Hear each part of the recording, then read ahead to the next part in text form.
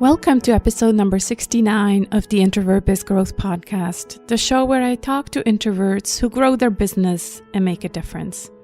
As always, I'm Sarah Croce, I'm your host, and I'm so happy that you're spending this time with me today. I have another great interview for you today. But before, I'd like to invite you again to check out the details for the Anxiety-Free Marketing for the Conscious Entrepreneur program, which starts on January 3rd. I'm looking for a small group of business owners who are tired of the mainstream marketing advice that gives us anxiety and who are looking for a more holistic approach to marketing, one that is aligned with our values, with our strong moral principles. We'll be talking about all the topics that we usually cover here on this show, but in more depth. Passion, personal power, people, product, pricing, promotion, and process. Those are the 7 P's of marketing redefined for the conscious entrepreneur. The most thriving businesses nowadays are those who are also passionate about their work. Not only do they feel better, they also make more money. So let's figure out your passion, your why, and then dig deep into your people. And then start integrating that into your communication so that people get you, want to work with you, and are willing to pay more. I invite you to check out this marketing paradigm shift that will help you to finally achieve your true potential of a quiet leader. Go to sarahsanacroce.com/anxiety-free marketing to check out all the details. And now on to today's show. Bo Miller, my guest today, is an INFJ, like myself, author, blogger, podcaster, and teacher. He's also certified Myers-Briggs practitioner and holds a Master's of Arts in Education. He's the host of the INFJ Personality Show and co-host of the Introvert podcast. So without further ado, here's my conversation with Bo.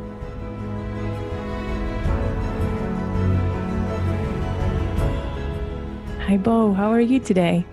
Yeah, doing well. Thanks for having me on your show, Sarah. Well, thank you so much for accepting my invitation. I was really excited, like I mentioned in the intro or in the offline conversation with you.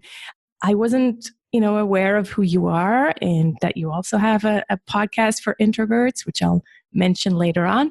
But yeah, I was introduced to you by Andy Mort, who's also a fellow guest on this podcast. And you just recently hosted this Quiet Summit? No, Flow? Quiet Overflow. Quiet Overflow Summit. Yeah, a summit for introverts. So I really enjoyed that. And then I started listening to your podcast. So I'm super excited to have you here. Thank you so much. Yeah. I always read this official bio, right? But those are just kind of like promo bios. So I want to go much deeper. And why don't you tell the audience a little bit about who you are and how you started being an entrepreneur and how being an introverted entrepreneur, how that impacts your business? Yeah, sure. Well, first, I guess I should say I'm a husband and father. I'm really enjoying those roles. And my business is built on Myers-Briggs personality types. I really enjoy them. And in particular, I help one of those types. So if you're not familiar, there are like 16 personality types. And I tried to niche down based on what I'd learned. And I focused on one type, the INFJ. And most of what I do is helping that personality type. So that's built on, initially it was just blog posts, but I started a podcast and a YouTube channel. So that's the free stuff. And then from there, I offer like coaching and courses and do some affiliate work and other ways of generating income. But that's the business. And it grew out of maybe a dissatisfaction or some of that, and also a pursuit of like wondering what my gifts were and how I was wired. I'm a school teacher as well currently and enjoying that role. But a couple of years ago, I was just wondering, is this the right fit for me? And in doing some self-discovery, I just wanted an opportunity to use communication gifts and to connect with people and to talk type and personality. So that's kind of where the business all came from. Right. And so how is it for you as an INFJ to have this business? And I'm sure the work you do with your clients is great because you get to talk, go dive really deep into personalities and all of that. But who says business also says promoting your business. And so how does that feel for you as an introvert? Yeah, that's a great question. That's probably my weakness, honestly. The cool thing about some of these channels that I'm a part of, like YouTube, for instance, is some of that promotion is done for me. I have to worry about making good content that helps people. And then the people who are, end up benefiting do come over to my website and from time to time sign up for coaching. I appreciate those natural forms of connecting. And like the podcasts I've done too has been a real plus that way as well. Because people who listen to your voice and watch you, as I'm sure you know, Sarah, it builds a connection like nothing else. I mean, my words, I think, can be helpful if they're solving a problem, but there's just something about seeing or hearing someone. So that helps. But honestly, it is a weakness, and I'm pushing myself to grow and sending more emails. The big challenge for me is I just don't want to be, the guy who sends a million emails that aren't necessarily helpful and maybe irritating. So it's always a learning process to know just how to word it and to make sure what I am sharing is potentially helpful and that I'm getting it to the right group, because I try to do segmenting in a way that I'm giving people what they need. I just talked to someone last night about something here in America, AARP, for people who are older in retirement. He said it's bad because they just send you, advertisements, but it's just such a big group. A lot of this stuff is just junk mail. So I don't want to be contributing to that noise. Right. Yeah. It's such a fine line to find helpful content, but obviously this helpful content, even there, sometimes I'm like, well, yeah, it's helpful for some people, but obviously not everyone on my list. And that's where what you're saying, segmentation, really plays a big role, because, this might be helpful for 10% of your list. Well, do you really have to send it then to everybody? But I do agree, and many guests have said the same thing. It's for us, I think we're so lucky that we're in this age of content, right? Whether it's written content or audio content or video content, because like you say, it's then kind of natural. I'm sure we still have to do something, but it helps to then get people back to your website and hopefully, like you said, sign up for some coaching sessions. Ideally, we just, sit here and get people to come to us, and then we can share our gifts, right? Right. Yeah. Great. So yeah, you already mentioned a challenge. So kind of this promotion for your business is one of your challenges. What would you say is one of your gifts or strengths as an INFJ specifically, or as an introvert? This one surprised me. I didn't anticipate this, but I guess there's two. I should back up. One thing I really enjoy doing is just learning. I love to learn and try new things to develop new skills. So that's really been great, because when you're running a business, there are lots of new skills to be developed. Mind you, it's not the detail-oriented skills like managing taxes and making sure the numbers are right. That's what my wife helps me with quite a bit. So I'm thankful for her. Yeah, oh man, I'm so thankful for her. Although I had to learn some of that stuff, but I love just learning the new tools and figuring out how the strategy is going to work out. So that's been really good. But the other thing, especially since I started the podcast, was just building relationships with other people. I didn't think that would be me, because I know that, the extroverted way I've heard that it's done is you just go out and start emailing people and trying to strike up a deal. But inviting people to be on my show, eventually, initially people who had written other books that kind of intimidated me, who supposedly were my competition, and I was trying to beat with my book on Amazon.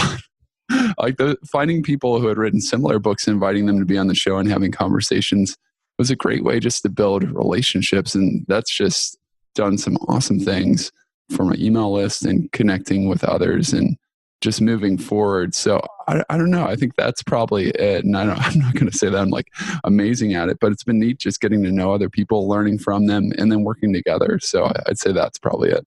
Yeah, and it's so interesting because oftentimes people probably think, oh, introverts, they're not people. They're not that good at, building relationships, but actually we really are, especially probably INFJs, because we have that extroverted feeling.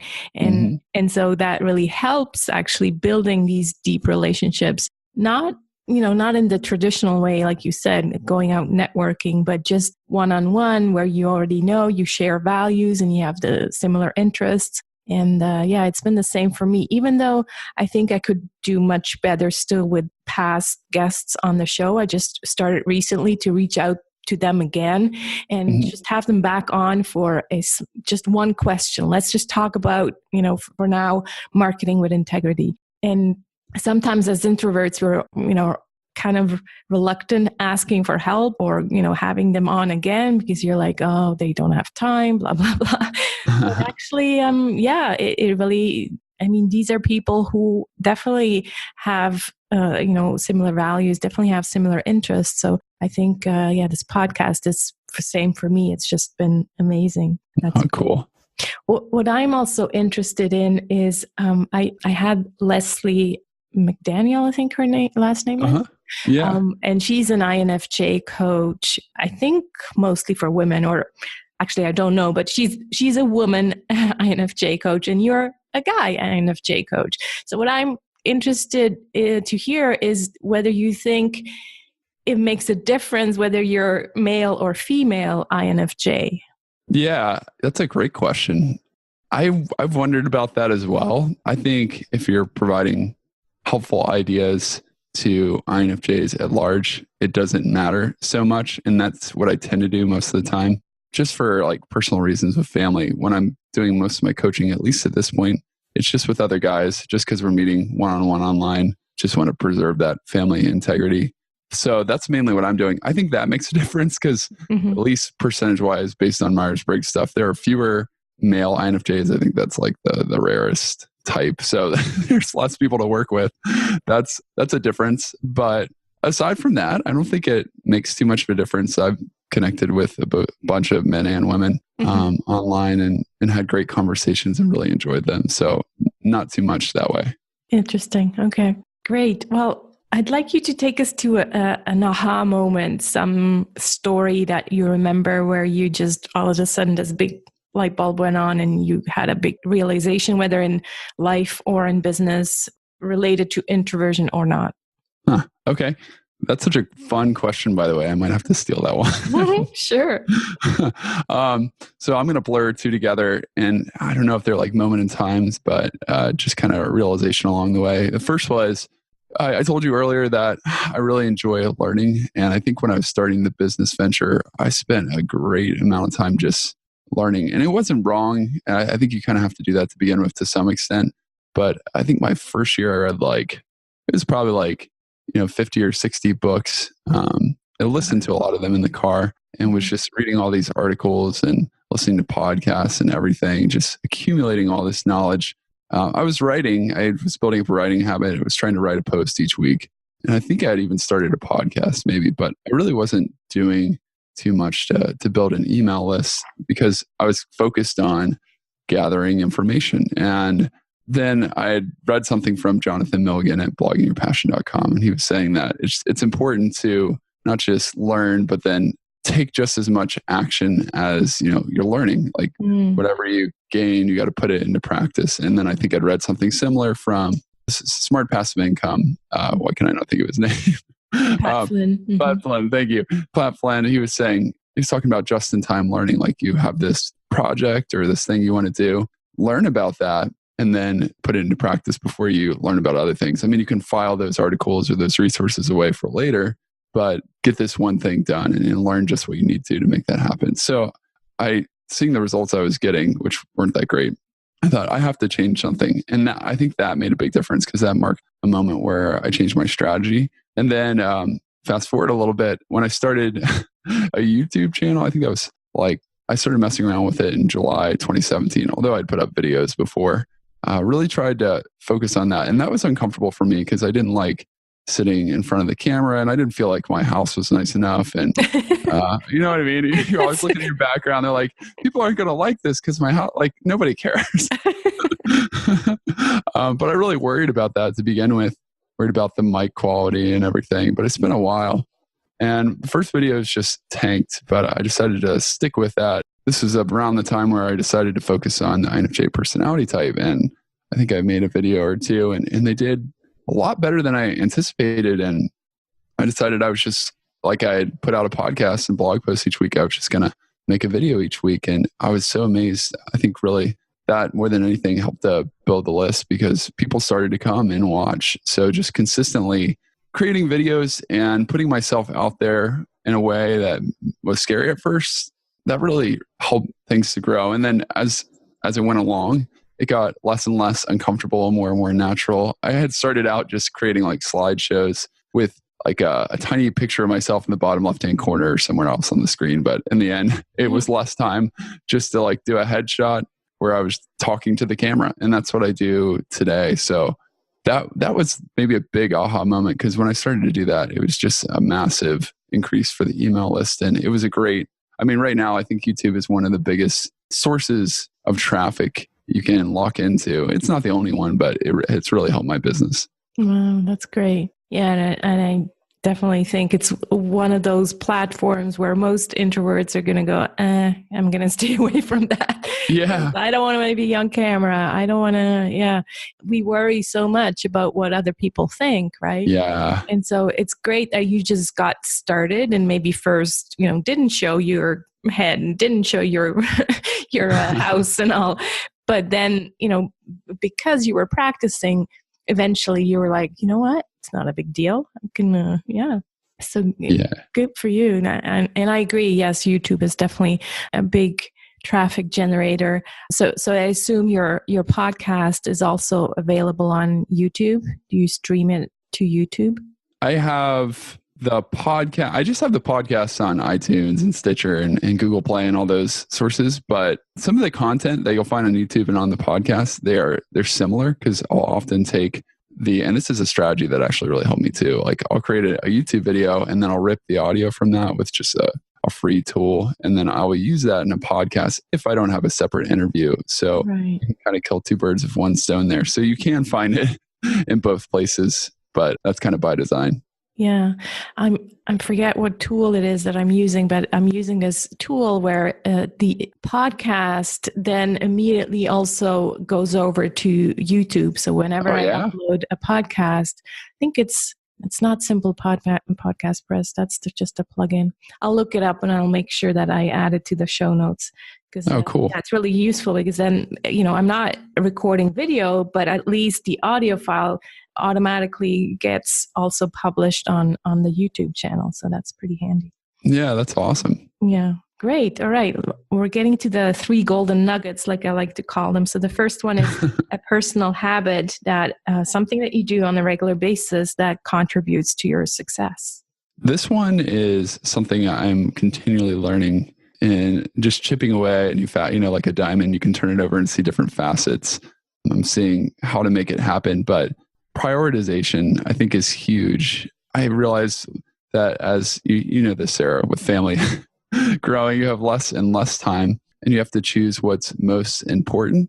Right. So I think just taking some time and planning what is most important and nailing that down and just having it in my mind for the next day and even long-term, having a long-term map, but then being flexible with that and being okay, moving your schedule around and trying new things and just adjusting as life changes has been really big. So I always think of that Stephen Covey illustration with, if you've ever seen it before, I don't know if you had, he has like a fish tank or something, and then he has some sand, he has some pebbles, he has some smaller rocks and some big rocks. And he initially pours, the pebbles and the small rocks and the sand in first, and then tries to fit the big rocks, which represent life priorities in. But they just don't all fit in the jar. But then he reverses the process and puts his biggest priorities in first, the large rocks, and all the little things fit in around it. So I think that's really a great symbol as I've tried to put in the big rocks and change some things.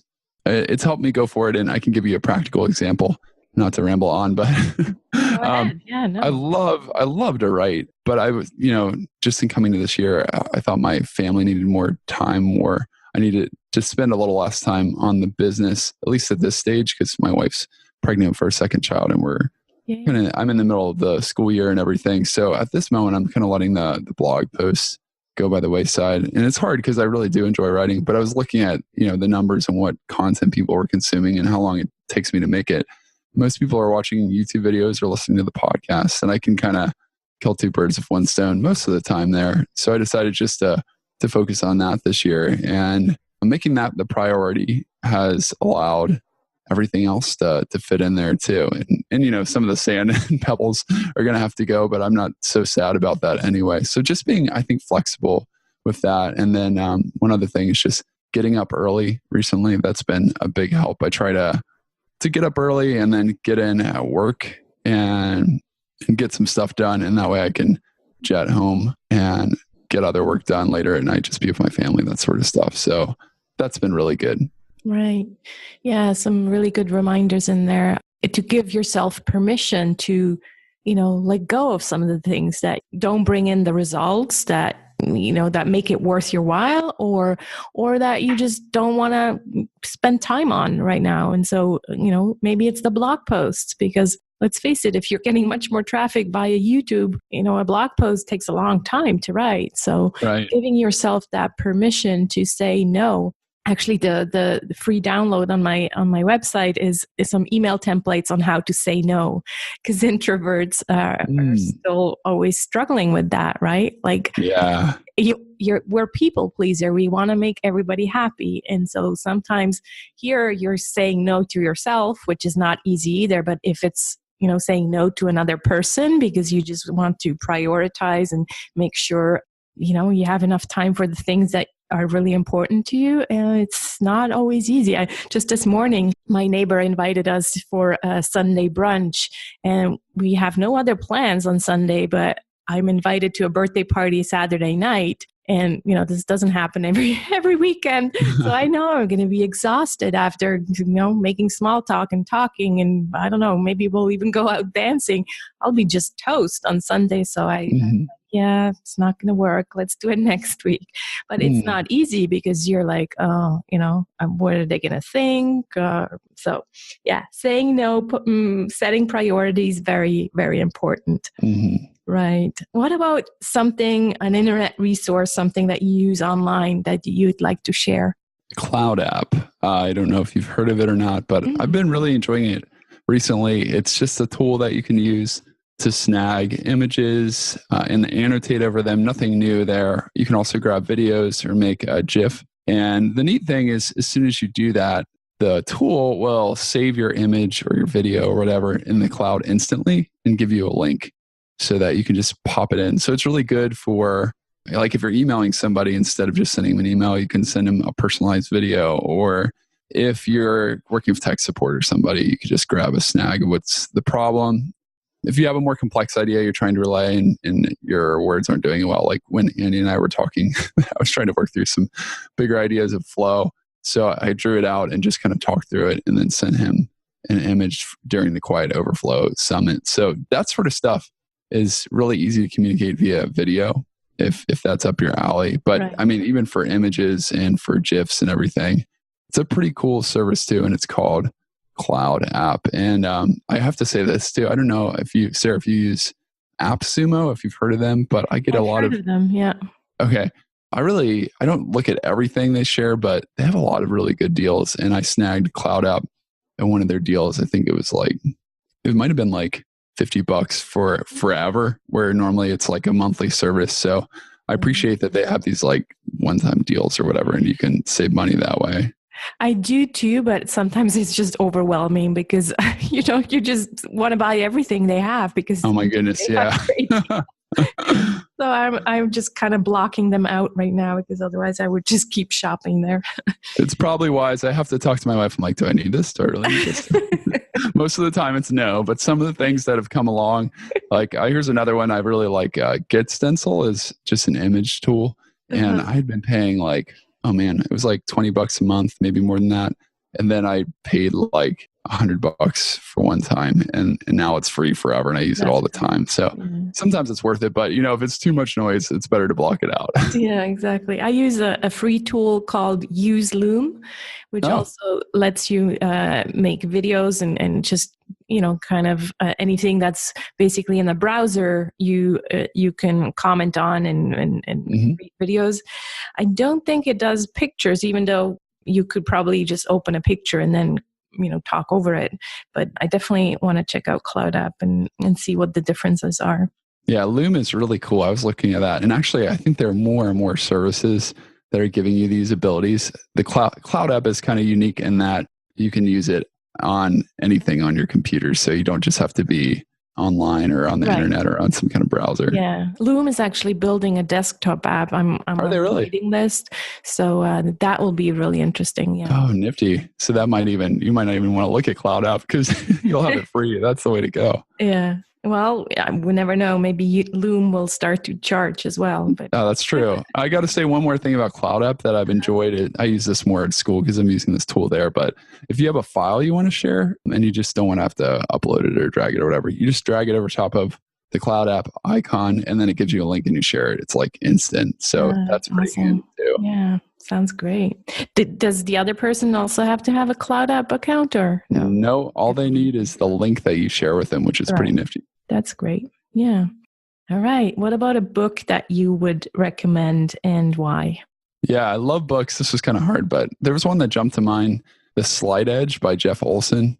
He just talks about the value of choosing to do the work before you each day and doing it well. He says it's like an easy choice, but a hard choice. Like we all have that choice every day to do the work or to not do the work.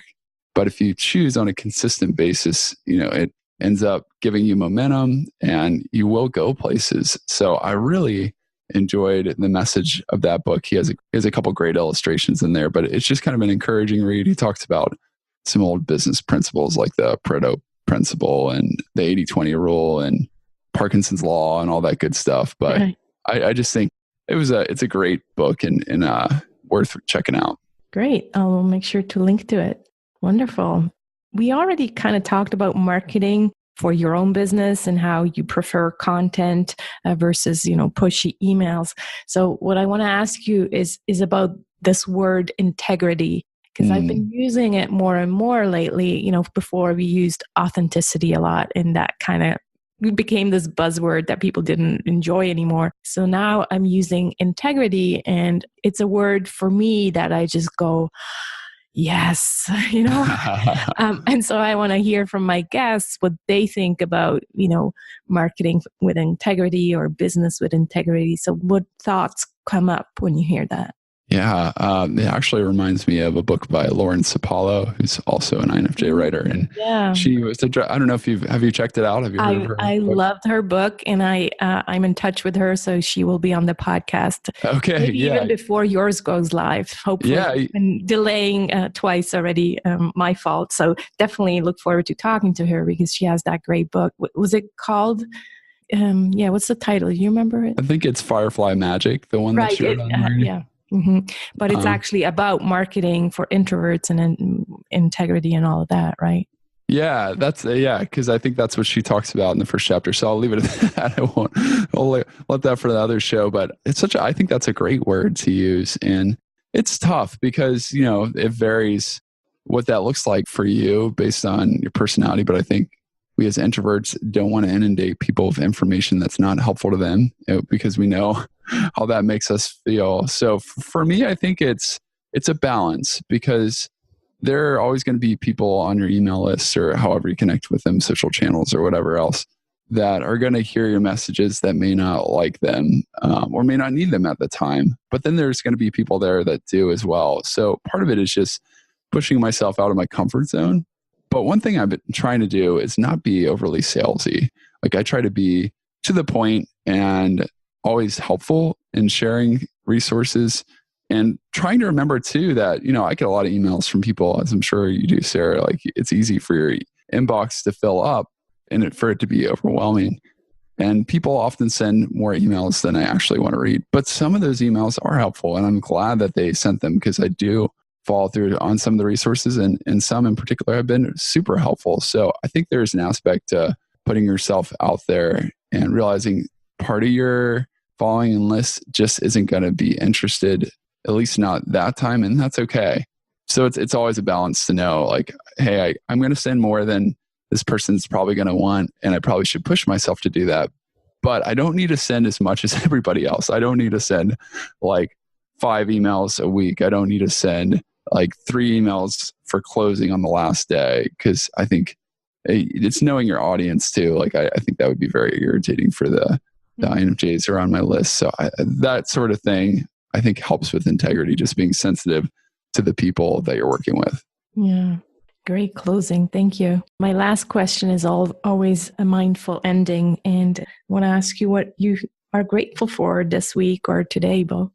I'm a person of faith. I'm a follower of Jesus. So I was last night, it's funny because it's Halloween in the United States, but I was just at my church and we were reading Colossians. So I was just thinking about who Jesus was and what he's done in my life. And that, I think, is something that I'm super grateful for. And also the family that he's given me.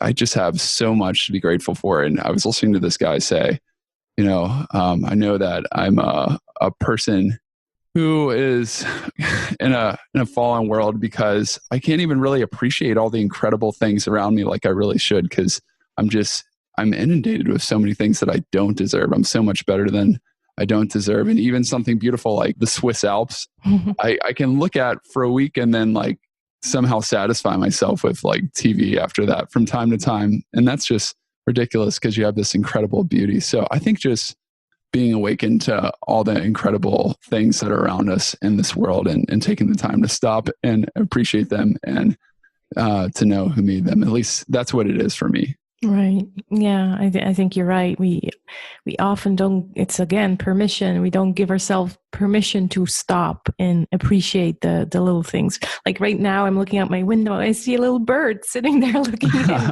It's just like, wow, it's amazing. Who are you, bird?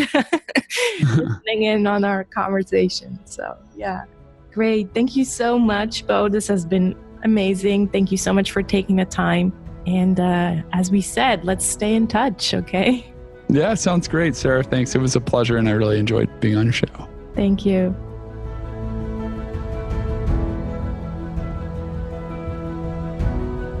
That's it for this episode of the Introvert Biz Growth Podcast. You can find out more about Bo Miller at ispeakpeople.com. Make sure to check out his website. He has a great download for INFJs, so a great ebook that I highly recommend you check out on ispeakpeople.com.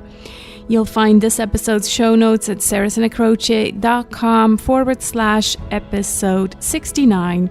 And if you're listening to this show on a mobile device, just click on the description and you'll actually find all the clickable links in there. Also, make sure to check out sarahsanacroce.com/books, where Mara, my VA, has created a beautiful compilation of 20 of the favorite books of my past podcast guests. So head over there to sarahsanacroce.com/books and grab it so you can add some new books to your Kindle reading list for the quiet evenings. This is Sarah Sanacroce signing off from the Introvert Biz Growth Podcast. Remember, you need to use your unique introverted superpowers in order to make a difference. Talk to you soon.